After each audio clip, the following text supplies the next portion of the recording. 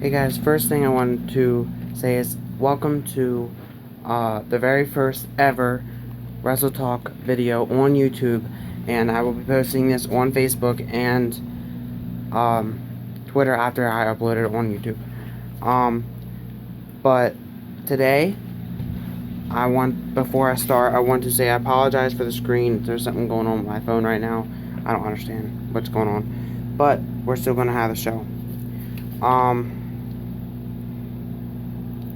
Today I'm going to be talking about ECW, WCW, 15 finishers I'd like to use if I were a wrestler, Awesome Kong, aka Karma, and TNA The Wolves. First we are going to start out with the 15 finishers I've selected if I ever became a wrestler. But first I want to let you guys know on the wrestling names that I would want to be known as. A. Little Wolf. B. Douglas Palm, myself. 3. Sinister. And 4. The American Werewolf. And each of these I will tell you who they would be the finisher of. Number 1. Future Shock DDT or Double Arm DDT. And I would like to call it the Original Sin. And if you didn't guess already, it would be go to Sinister. The second one is a Sister Abigail or a reverse swinging STO, and I would like to call it the Wolf Bite, and it would be for the American Werewolf or Little Wolf. The third one is a cross-legged Boston Crab, but I would call it the Palm Lock, and of course it would be for myself. The fourth one is a Shaw Lock, or the Arm Trap Choke, or the Katagami, and I would call it the Devil's Lock, and be for Sinister. Number 5 would be a Howl preceded by a Frog Splash called the Alpha's Call, and that would be the American Werewolf. Number 6, In Your Face by Velvet Sky, or in other words, a pedigree into an underhook facebuster, and I'll call it the Palm Planter, and of course it would be by myself, Douglas Palm. Number 7 is just a spear. I would just call it a spear, and it'd be for Little Wolf. Number 8 is a arm triangle hold lock, which was pretty much the same thing as a shawl, like I just said. But I would transition it into a jawbreaker. I would call it the Marking My Prey, and it would be for the American Werewolf and or Little Wolf. Number 9 will be Rude Bomb from Bobby Roode, but I would call it the Endless Sin for Sinister. Number 10, Code Breaker, but I would call it the Lights Out for Douglas Palm. 11 would be Spine Buster, which would be called the DP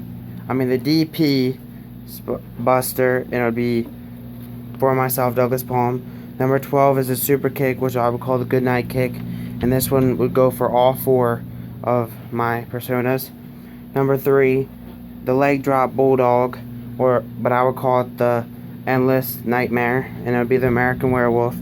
Number 4, Twisted Fate Palm Cutter, it would be for myself, Douglas Palm. And number 15, Inverted Face Lock into a double knee backbreaker, and Angelina Love called it the Break-A-Bitch. And I would call it the Breaking Point, and it would go for any of my wrestlers. The next thing I want to talk about is WCW. WCW was one of the older wrestling companies. They had the part of the WWE, and them had a huge war over who was going to get the ratings and stuff.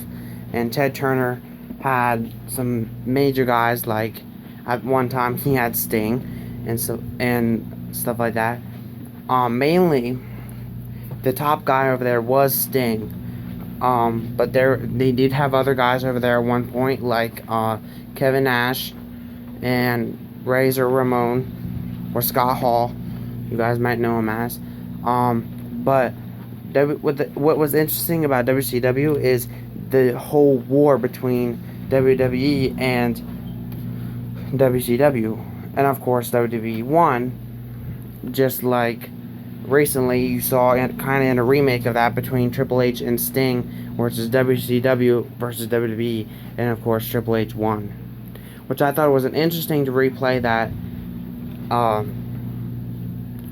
moment again. And that's pretty much what I wanted to talk about just a little bit about WCW.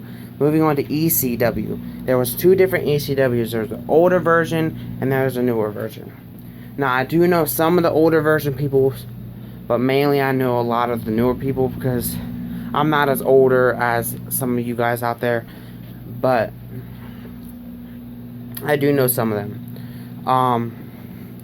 When I think of ECW, the names that come to my mind are like Bully Ray or Bubba Ray Dudley, Devon, Sabu, Tommy Dreamer, Balls Mahoney. All these guys were great ECW guys, and what I liked about ECW is it brought the extremeness. I love extreme wrestling. I mean, if I became a wrestler, I would love to be an extreme wrestler. Like, I would love to be hit in the head with chairs, stuff like that. I can take pain. I'm a person that can take a lot of pain. And I just thought it was cool to see that. And the fact that when the old ECW went out of business and stuff like that. Well, I don't know if they went out of business or what happened to that. But when they brought it back as Paul Heyman in charge, I thought, okay, it was great. It was going to be great. And it was. But it's kind of sad that they kind of let it go. But I think that in a way they should bring it back. And I'm hoping that they would bring it back at some point. But then again, a lot of the guys went over to TNA, so I don't know how that would work. Anyways, but that's getting off track right now. But right now I'm just going to move over, since I mentioned TNA, to Awesome Kong, aka some of you guys may know her as Karma from WWE. Awesome Kong, I think she's been great. She was a great wrestler when she was on Impact, her first run. She's one of the top divas over there, in my personal opinion, and in general. Honestly, in my personal opinion, I think she's gorgeous. But she can bring the edge. Like, she has no problem standing up to a man, which I think is great, because it shows that this world is not just man ran. WWE and TNA should not always just be ran by men. It should be ran by the women too, because the women are great assets to the ring too. Like, there's a lot of great divas, and Awesome Kong is in there with possibly one of the top ones. Well, is one of the top ones around. And if you have not ever watched Awesome Kong wrestle, I honestly say look up Awesome Kong or Karma. You will love her matches. Like, honestly, just her finisher is intimidating enough. And I think she's a beautiful woman, but in a way I am kind of intimidated her, and I never met her, but she seems like a great person. Anyways, moving on to the last topic, what I'm going to talk about, which is TNA The Wolves. The Wolves have proven themselves to be one of the greatest tag teams in the world today. They beat the likes of the Hardys, the Team 3D, or the Dudley Boys, some of you guys may know us. I like the Wolves from day one. Eddie Edwards and Davey Richards, they have pretty much been one of many wrestlers that I looked up to, and I still continue to look up to them. And when I wrestle around with my family members, a lot of my moves I get from Eddie Edwards or Davey Richards.